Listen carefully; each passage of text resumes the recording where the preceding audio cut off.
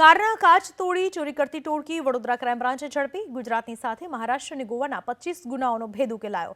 તમિલનાડુની આ ગેંગના 12 સભ્યો છેલ્લા ઘણા સમયથી કારના કાચ તોડીને ચોરી કરતા હતા। પોલીસે આરોપીઓ પાસેથી 11 લેપટોપ, 17 મોબાઈલ, સોના ચાંદીના દાગીના જપ્ત કર્યા છે।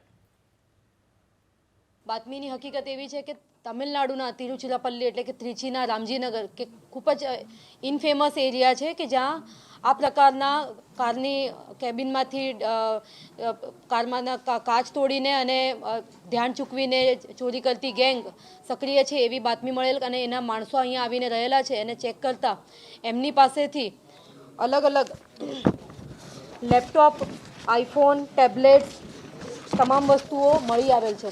ટોટલ 12 વ્યક્તિઓને અરેસ્ટ કરવામાં આવ્યા છે અને 25 જેટલા ગુનાઓ જેમાં ગુજરાત, મહારાષ્ટ્ર અને ગોવાના ગુનાઓ છે એ ડિટેક્ટ થયા છે। લેપટોપ, આઈફોન, ટેબ્લેટ તમામ વસ્તુઓ મળી આવેલ છે।